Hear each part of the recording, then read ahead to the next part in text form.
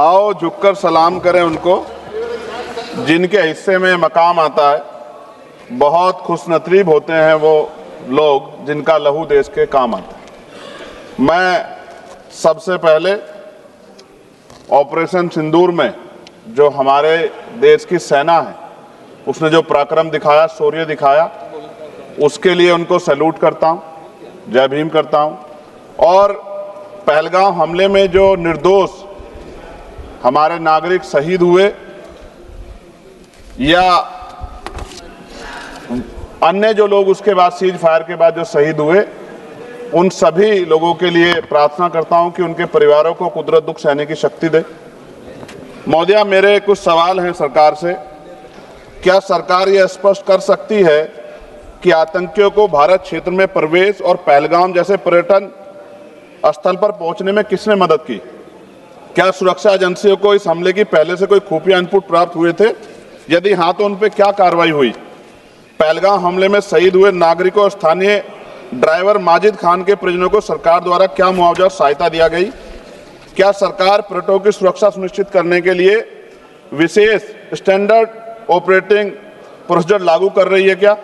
क्या भारत सरकार ने अंतर्राष्ट्रीय मंचों पर यह मांग रखी है कि जब तक पाकिस्तान आतंकवाद पर कठोर कार्रवाई नहीं करता तब तक उसे किसी प्रकार की आर्थिक सहायता ना दी जाए? ऑपरेशन सिंदूर के बाद जब पाकिस्तान ने जवाबी हमले किए और 21 भारतीय नागरिक शहीद हुए, यहां तक कि हमारे गुरुद्वारों को भी निशाना बनाया गया, तब सरकार ने सीज फायर की अनुमति क्यों दी? क्या यह भारत की कूटनीति कमजोर नहीं दर्शाता? सभापति महोदया, मुजफ्फरनगर में हमारे जिला सचिव हैं भाई कामिल, उनके परिवार के 2 बच्चे भी इस हमले में शहीद हुए थे।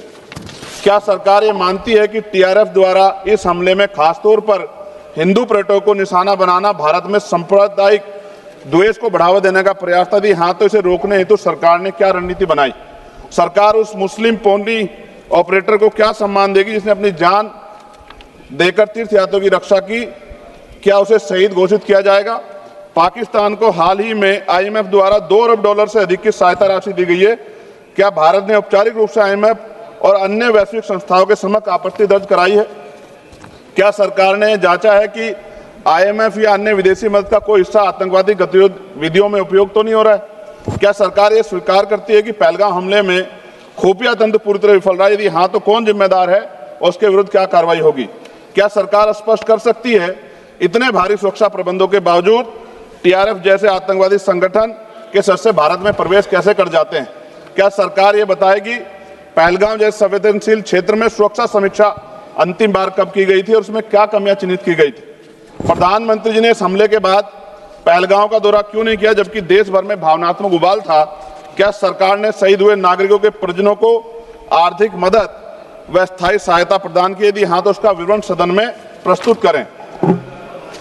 महोदया, सरकार के लोग सेना के सम्मान की बात करते हैं। इस घटना के बाद सेना के जवान अमरनाथ यात्रा की ड्यूटी पर जा रहे थे, ऐसी रेल दी गई उनको जिसकी हालत बड़ी खराब थी। सेना के जवानों ने मना कर दिया कि हम इस रेल में नहीं बैठेंगे। 4 दिन बाद बदलनी पड़ी। और सरकार के नेताओं की भाषा देखिए, कर्नल सोफिया कुरैशी के बारे में किस तरह के शब्द यूज किए गए, इन पे भी हमें चिंता करनी चाहिए। देश की सेना के लिए मेरी मांग है महोदया कि सेना और अर्धसैनिक बलों के वेतन को टैक्स मुक्त किया जाए, बैटल ऑफ ऑनर से सम्मानित, क्योंकि ये इस समय ऐसा विषय चल रहा है कि देश की सेना पे हमें गौरव है, गर्व है, लेकिन जिस तरह से आतंकवादी गतिविधियां बढ़ी है, मेरी मांग है कि बैटल ऑफ ऑनर से सम्मानित चमार रेजिमेंट को बहाल किया जाए, Gurjar regiment, Mehtar regiment, Yadav regiment बनाई जाए, क्योंकि देश का जो किसान का मेरा उसके अंदर देश का जो गांव में रहने वाला जो व्यक्ति है उसके अंदर देश प्रेम का जज्बा बहुत जबरदस्त है। अगर इनको मौका मिलेगा तो शायद पाकिस्तान छोड़िए, चाइना की हिम्मत भी नहीं होगी कि हमारे देश की तरफ आंख उठा के देख ले। महोदया, बाबा साहब अम्बेडकर कहते थे हम प्रथम और अंत्य भारतीय हैं।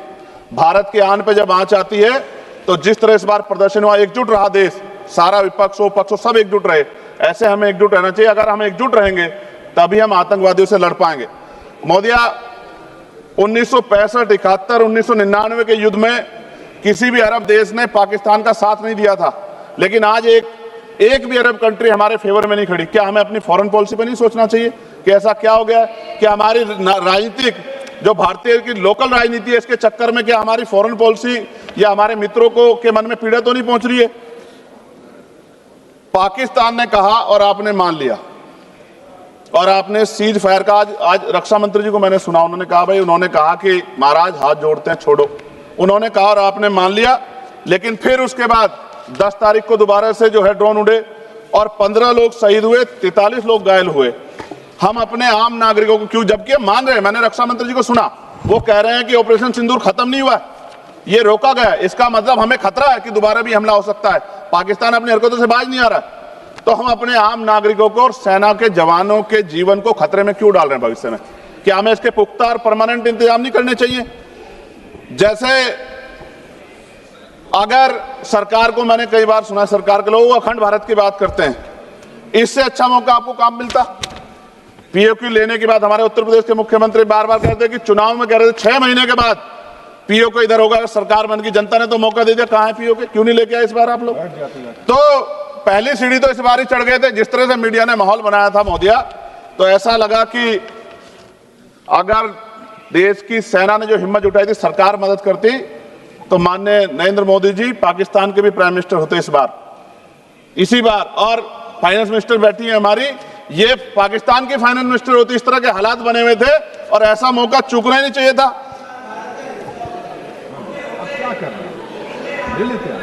ले लेते, इससे अच्छा मौका किसे कैसे मिलता?